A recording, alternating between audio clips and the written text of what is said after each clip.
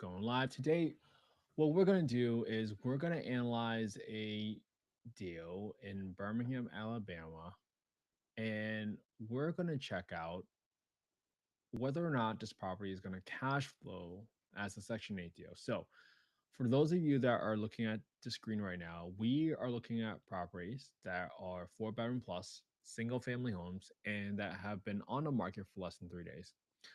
I came across this property for 100.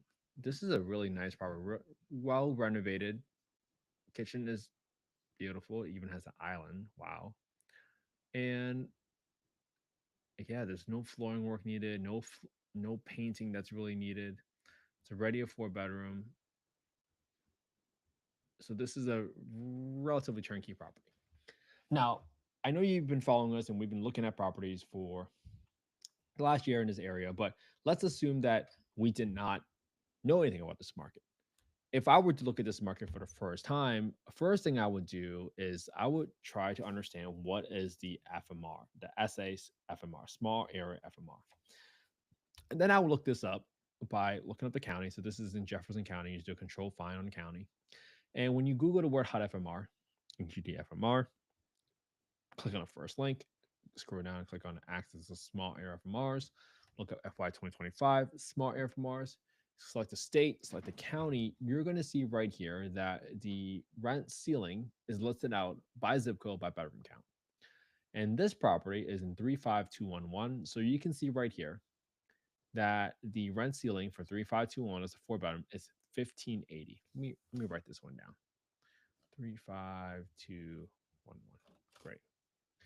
And I'm writing down these details because my partners already know how I analyze these deals. So this is the fastest way for me to kind of surface some research to them without them having to do a ton of work. The next thing I'm going to do is you have to understand that this FMR schedule is for the rent ceiling. Sometimes certain cities and states will add a premium because of higher standard of living, such as Boston, New York City, and they will call that number the payment standards. And now the payment standards, if you don't include utilities, you have to find the utility allowances, which is listed out by type of asset, meaning is it a single family home versus an apartment, and what utility coverage there typically is. So if you don't cover electricity, as an example, you have to deduct that electric allowance for the four bedroom single family home based on the allowance schedule, and that becomes your new rent ceiling. Now, that's one way to go about it. The other way I tend to go about it is also understanding, well, what is the market rent in this area? For me, I have to go to affordablehousing.com. I go to the owner section. I go to the market rent estimator. I plug in the address. I plug in the bedroom count. And I can see right here that the average rent for 22 units within a 1.72-mile radius is 1364. So I'm going to do 1350 just to use round numbers here. But I'm going to write down all these details for my property: 1364, 1429 for the zip, 1398 for my city, and 1879 for the county. This is within a 1.72-mile radius. Now, the reason I want to look up the FMR, fair market rent, and the market rent is because of a test called a rent reasonableness test, which means that I have to take the lower of the two because of the rent reasonableness test. Now, you might be thinking, what is the rent reasonableness test? What does that mean? What is a reasonable rent? If you go to affordable housing and you look up the Housing Choice Voucher Program Guidebook, right? Housing Choice Voucher is what was previously known as Section 8.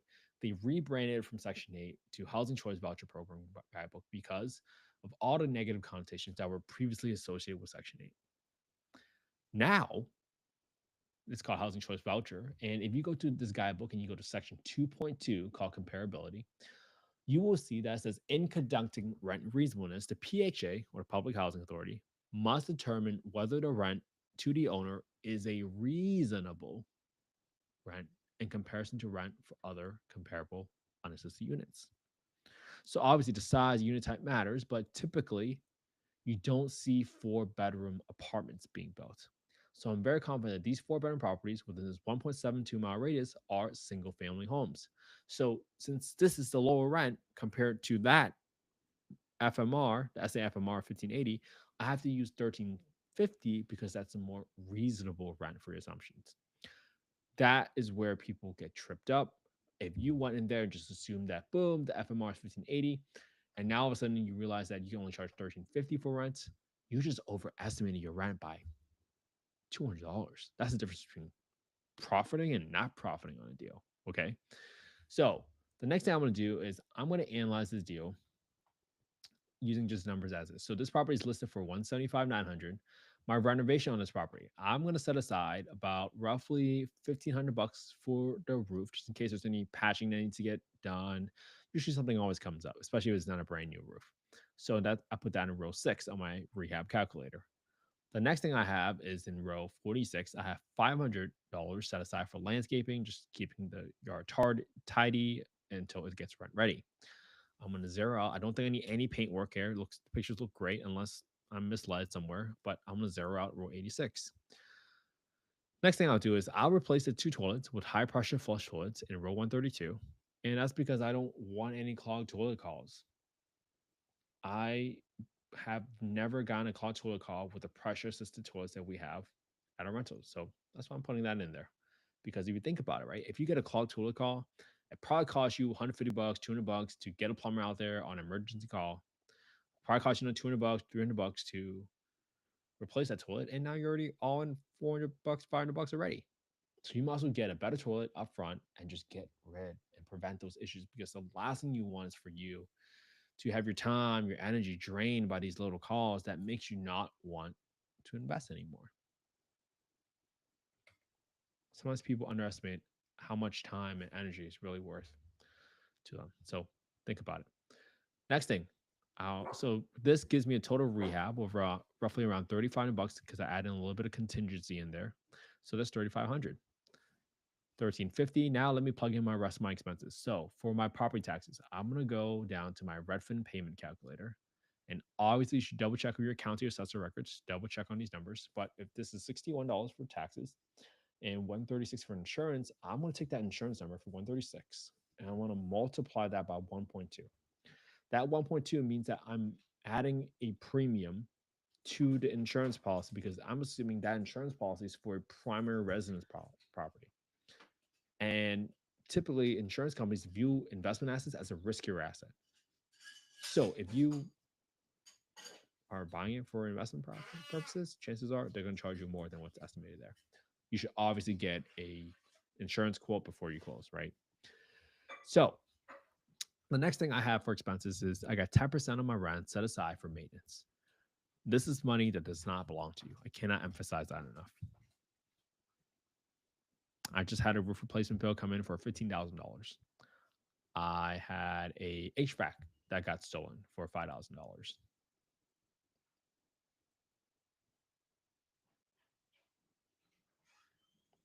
Things that might have taken 10, 15, 20 years to replace all came due within a short period of time.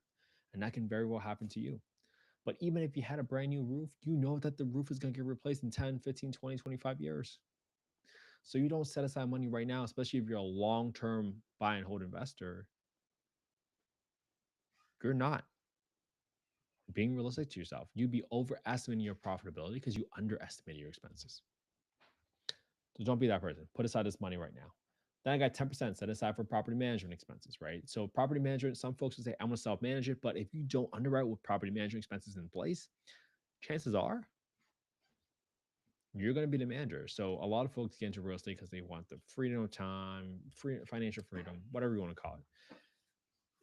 But if you don't underwrite the deal with property management expenses in place, then you can never offload that expense or those responsibilities. So just be very wary of that.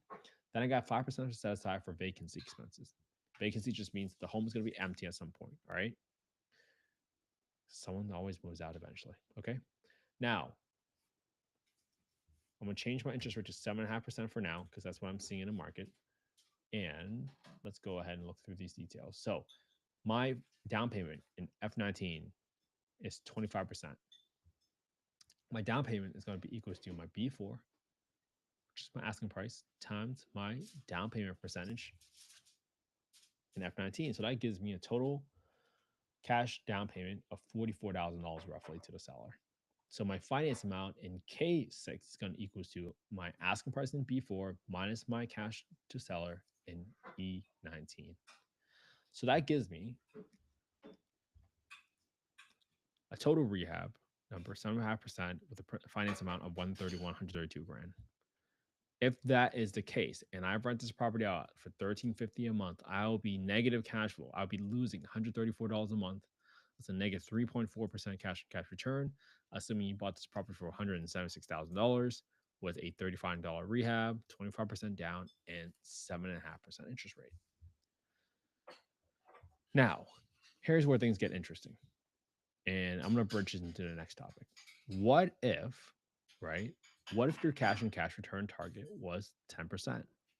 What is the purchase price that you need to achieve in order to buy the property for in order to achieve a 10% return?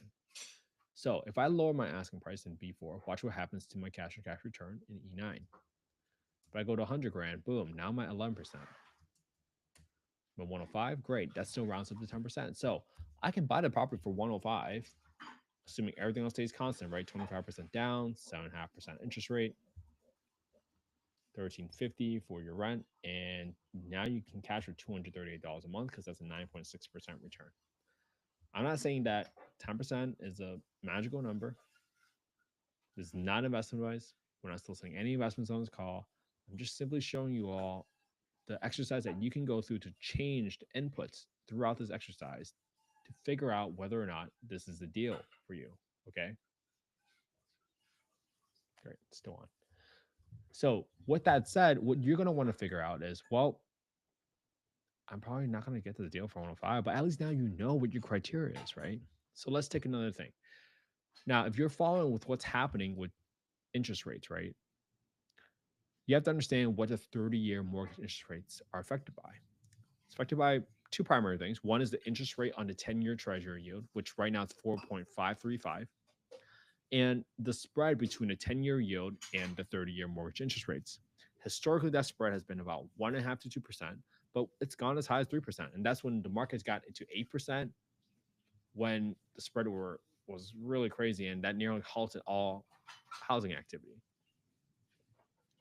That spread has gotten more narrow, so which is why you don't see them in the eights, even though if you follow the 12-month chart of the 10-year yield, you see that it peaked about 4.8, it dropped to about 3.6-ish, now went back up to 4.8. All right. Well, with that in place, what's going to happen is you have to figure out, okay, what's happening with the market, right?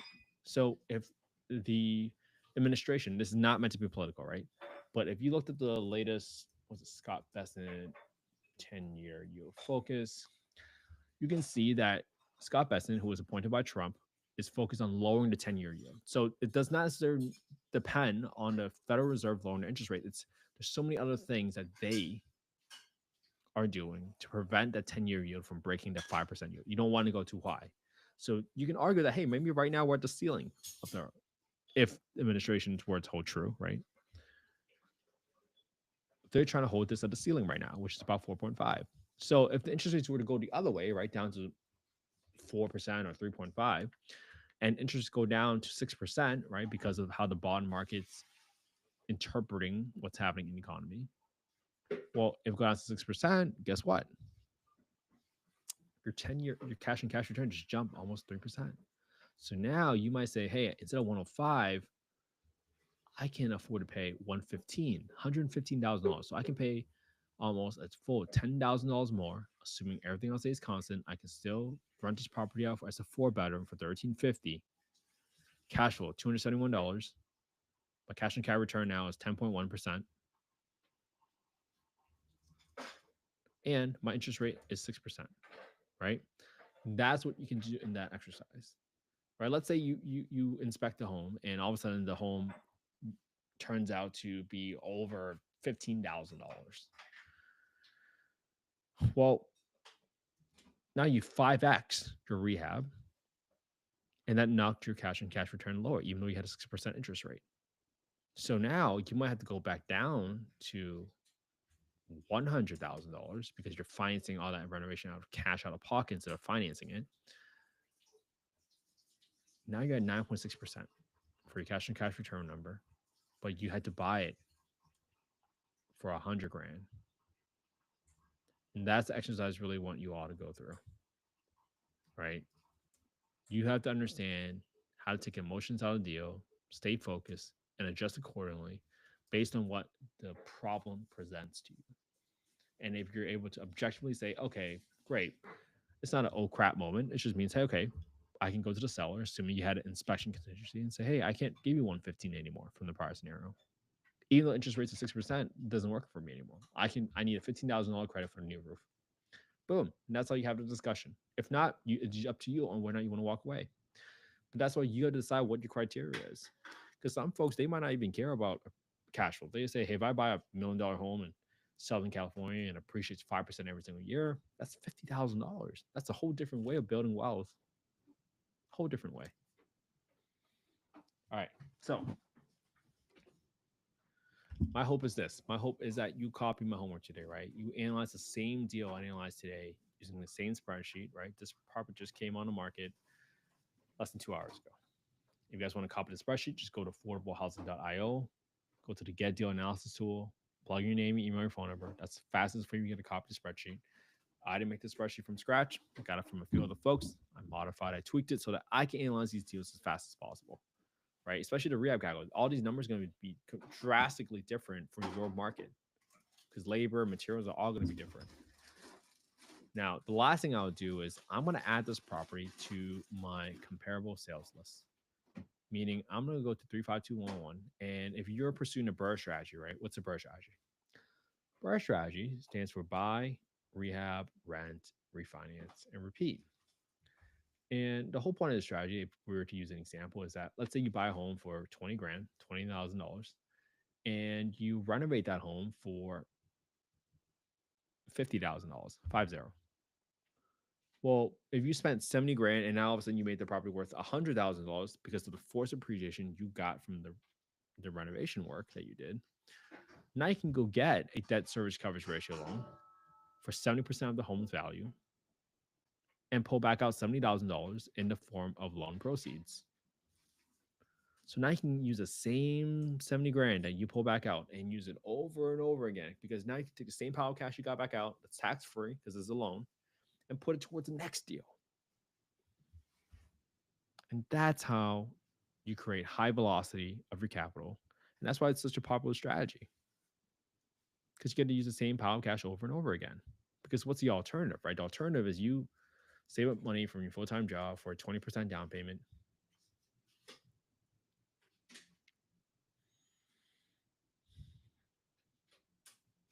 You hope that property cash flows and appreciates. And you do it all over again. I'm not saying that's not a successful strategy. A lot of people are successful. A lot of people have built wealth that way, but it's just slower in comparison to the BRRRR strategy because of your velocity of capital. Because you're not using the same money over and over again. You got to go use the same money and then go get more money elsewhere. And that's the difference between the strategies. But what does that strategy really depend on? Or what's a BRRRR strategy depend on? It's dependent on you getting your ARV or your after repair value correct. And with the interest rates fluctuating up and down, this is why it's so important to pay attention to it.